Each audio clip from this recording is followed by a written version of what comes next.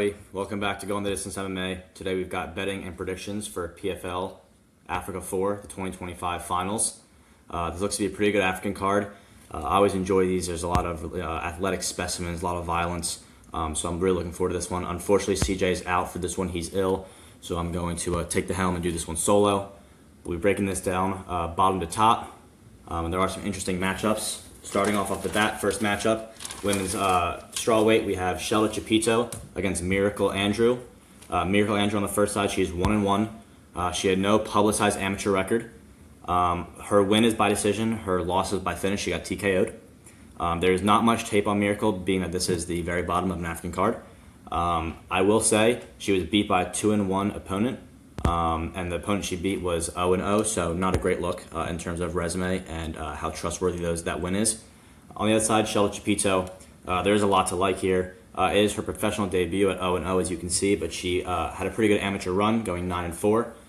She had a lot of nice knockouts, some good decision wins in the amateur scene.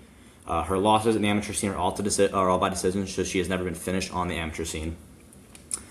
She fought okay comp, being that it was amateurs. But in terms of experience time in the cage, much more than Miracle Andrew. She's beaten a few okay fighters on the amateur run. She's lost to a few okay fighters on the amateur run. There is no tape. All that amateur experience is through IMMAF, but it looks pretty good on paper. That being said, the pick here for me would be Chapito moneyline. She was listed as a massive favorite at -1300, so whatever I'm seeing, people are seeing as well. So you could also, if your book has it, you could play the knockout prop. For this episode, keep in mind my book will only have money lines. There may be over-unders at the set line, but props like knockout won't be available for me. If they are for you, maybe not a bad spot here depending on what number you can get. Next fight at welterweight, we've got Muhammad Ba against Desmond Tamungang. Muhammad Ba is listed at the -270 favorite. His original opponent did withdraw. He's 3-1. He's a finisher with those wins coming by knockout. His loss is by decision. He's never been finished. Once again, bottom of the card, not much tape here. He did fight not super impressive competition, but again, early in the game, African, regional, what else can you say?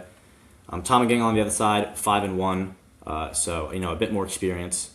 He is a short notice step up. He's won all three ways. He has never been finished. In terms of competition, pretty crappy as well, pretty low level competition. He's very stocky welterweight.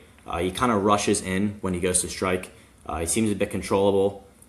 He does have some pretty okay takedown defense, but once he's down, he's controllable. He shows some takedowns of his own, some submission control game. His front leg, I've noticed, is very much there to chew up. But again, I saw him fighting against very low-level competition, so not much can be said. The pick for this fight is Muhammad Ba. At this number, I don't love it. I probably wouldn't put my money into it. If you have the over props here, I'm definitely interested in the over. I don't mind the over 2.5 here. I see this fight more than likely going the distance. So that is a first spot that I like. Next, moving up, you've got a heavyweight bout against Abdullah Kane against Joshelle Tichaawa.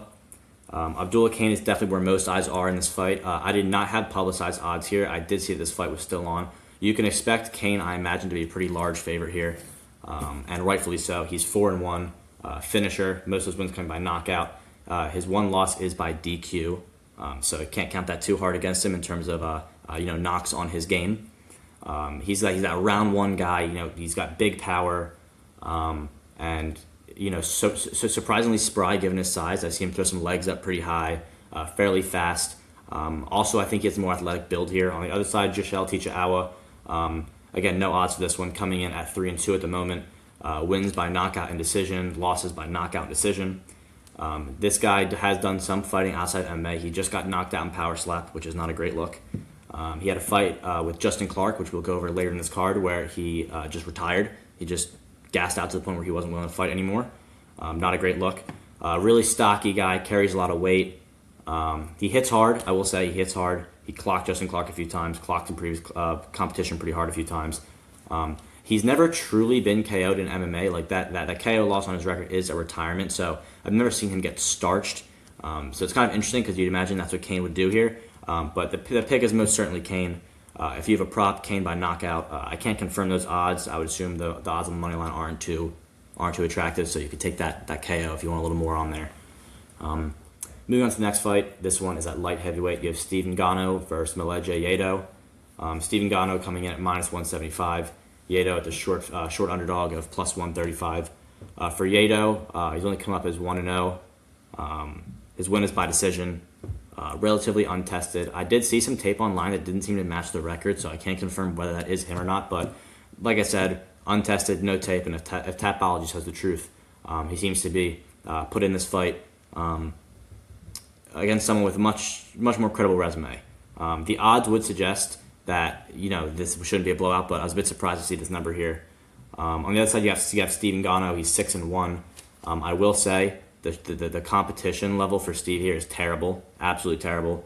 His last opponent was 1-6, so that's likely the reason you're seeing this odds here. Because on one side you have Yato with no information, but the information we do have in Gano is against him fighting potatoes in MMA gloves. So no surprise here at the number now that you break it down that way. I will say he has some wins by KO, some wins by decision. He's never been finished. He has some mediocre looking strikes on the feet, nothing that impressed me. He had some nice leg kicks that were all right, I guess. Some takedowns, some control. He seems to put on a pretty slow pace. I don't think he'll outpace anybody. This fight, you'd like to think because of record this is an obvious Ngannou choice, but like I said, I just wasn't impressed with the competition he's fought or who he's fought, which is likely why you're seeing this line the way it is. I would stay off a side here.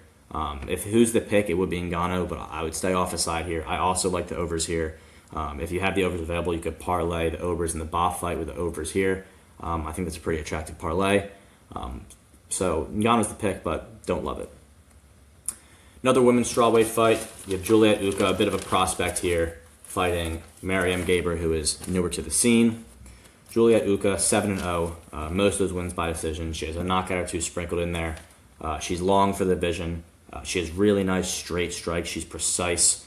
She has some solid takedown defense too. She's kind of that long, lean archetype. She's the African female O'Malley of strawweight, I guess you'd call her. Real long, wants to stay up, good straight shots, avoids the takedowns well, good sprawls. So I definitely think she's going to go farther than the African regional scene. She has some good kicks. In her earlier fights, her standing defense, especially farther into the fight, would begin to lack. Her hands would drop. She'd get casual. She's really since corrected that error. She keeps her form throughout the whole fight. So if this goes to decision, I expect her to be completely fine. On the other side, you have Mariam Gaber, who's 1-0 in MMA. It was a submission win in 2021. Since then, for the past 4 years, she's been boxing. No straight boxing, no MMA. She is lacking MMA experience. There's a lack of MMA tape. And she's fighting someone who I think we could see definitely breaking out of this African scene. So this, to me, is a no-brainer for Uka. Unfortunately, I could not find odds here either. But if they are available, you would expect Uka to be a pretty large favorite here, rightfully so. The plays here will be Uka money line, depending on the odds. I also do like the overs here. Uka does tend to draw out to decision. So money line here, also with all that boxing experience, you'd like to think that this opponent of hers may be fairly comfortable in stand-up. So the plays will be Uka money line, overs, and Uka decision if your books have it. Up next, we've got Eli Kubanza versus Francois Mozu. I'm not sure how you say that. We're going to go with that. We're just calling Mozu. Kubanza, massive favorite. You're looking at closing in on minus 2,000 here. Recent final contender series that he lost to Chris Alvarez. That was a great fight. Eli Kubanza, 7-1. Most wins by knockout. His one loss, contender series by knockout to a pretty good opponent. He's fought some solid comp on Brave, some of those really good Caucasus wrestler types. He's got good power and precision on his strikes. He's got great presence in the ring. His guard's always up nice and high. Great stance. He's powerful. He's got some really, really strong takedowns. I do think that he is liable to get caught by higher level competition, as you saw with Alvarez. He just got caught by someone who put on the pressure, and that happens. I do think that he has more to offer. I do think that this is kind of a tailored bounce back fight for him. So obviously, as the odds would suggest, I do suggest him to pull this one out. Fighting against Mizzou, who is at plus 800. This guy's 4-2. On his Tapology picture, he's sitting there in a bunch of one belts, but I'm seeing none of that on his Tapology, so I'm not sure what that is all about. He is a finisher. He has lost by knockout and decision. There is some old kickboxing footage of him where he looks like alright, kind of sloppy, but alright.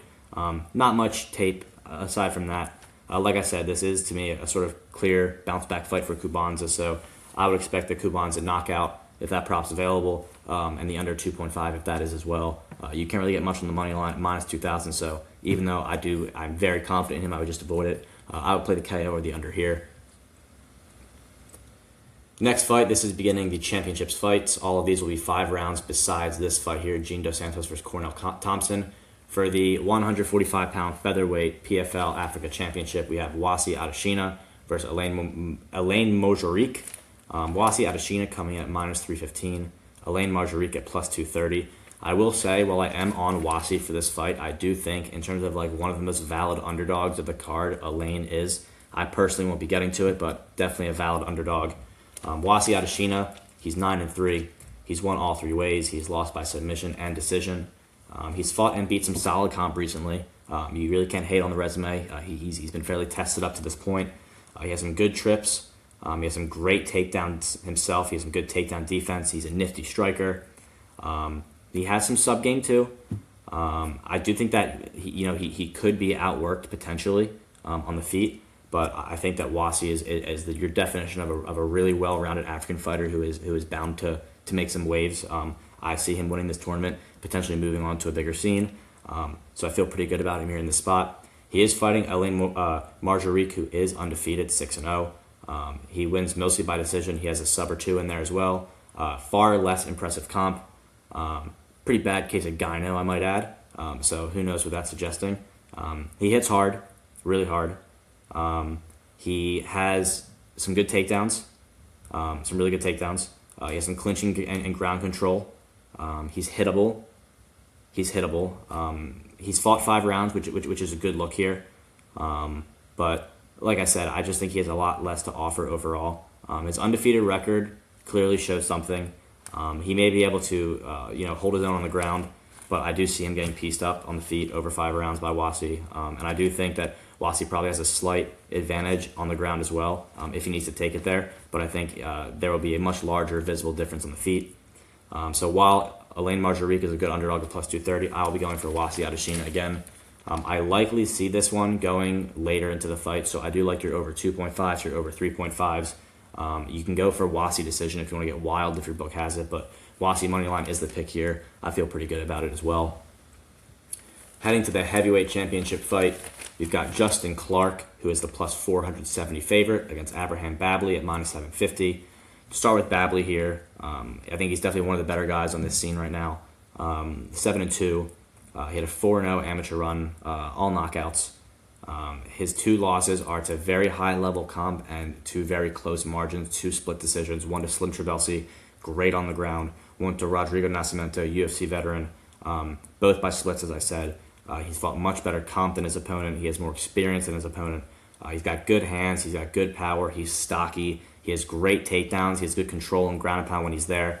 I haven't seen too much in terms of a sub-game from Babley. I know he has some. It's just not his to-go method. But I've seen a lot on the feet that impresses me. I've seen a lot of takedowns, a lot of control. So I do think that this should be kind of a pre-built spot for him.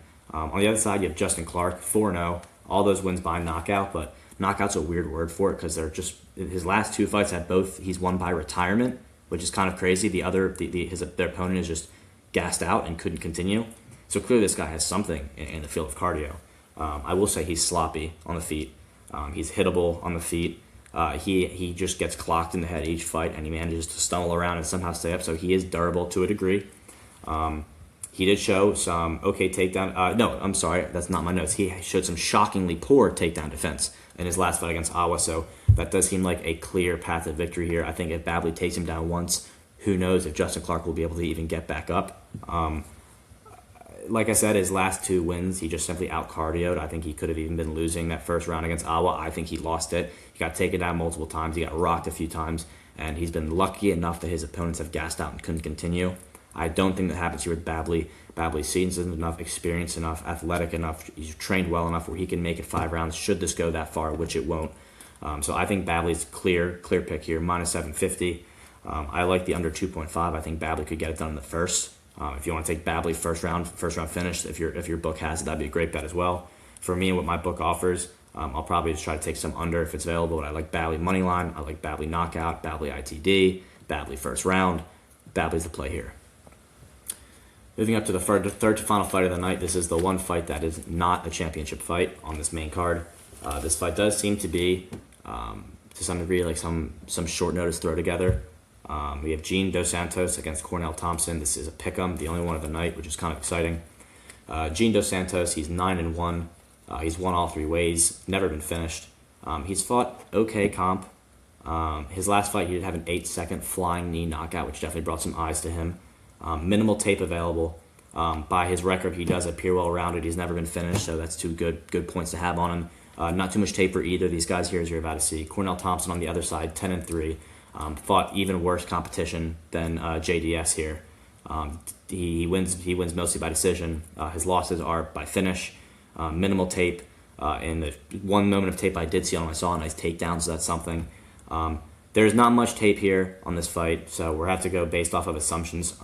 But Gene Dos Santos has more finishes on his record, and he hasn't been finished. On the other end, Cornell Thompson finishes less and gets finished. So for that reason alone, the pick here will be JDS for me.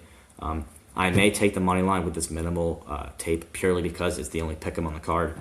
So it will be JDS is the pick for me. The co-main event, you have the welterweight championship, Chito Boris Esperanca versus Yabna Tuchala. We're calling him Tuchala. Not sure if that N is silent. It must be. Yabna Tuchala.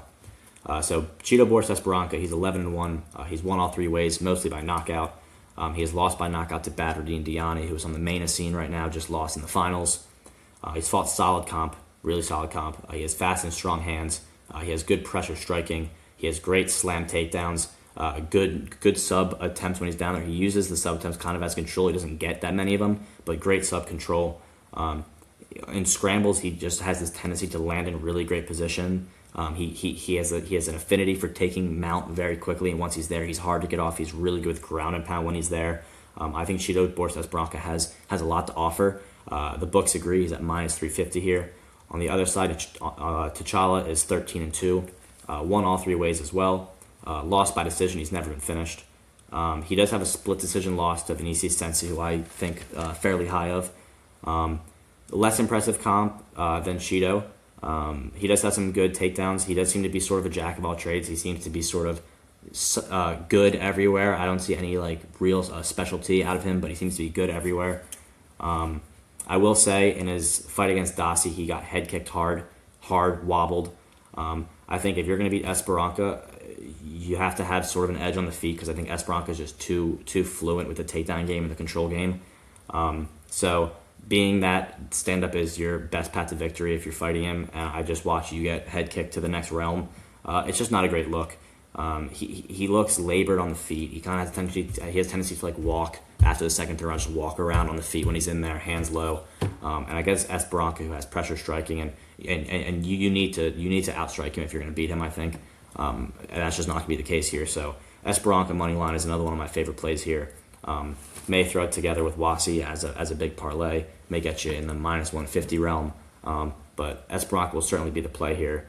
Purely because I think his biggest hole, which isn't even big, it's a small hole, is on the feet, and Yab is not going to be able to do it on the feet against him. So Chito Boris Esperanca will be the play here. Moving into the main event, we have Nkosi and Debele versus Boulay Gadogo. Boulay Gadogo is taking a short notice step up. Kareem Hennian, who won his last fight against Boulay Gadogo via flying knee knockout, was supposed to take this fight. He couldn't do it, so Boulay stepped up. Not a good start here. Nkosi is 10-3, wins by KO and decision. Lost by decision and sub.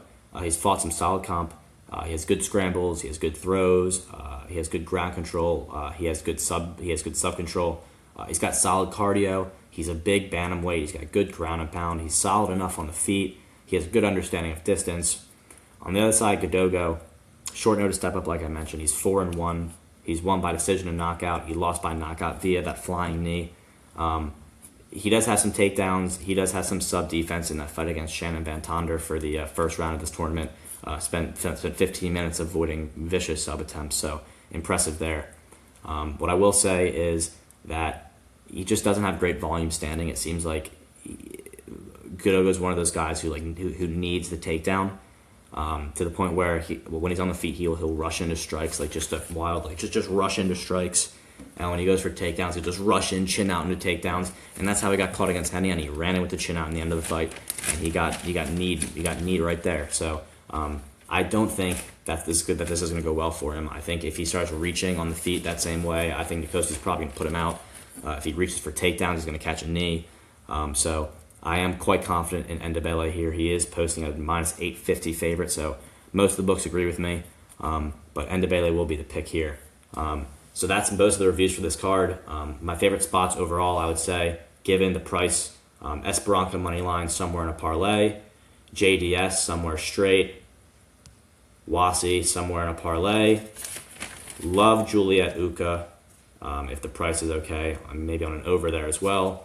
And then finally, I like overs in the Ngannou fight and overs in the Ba fight.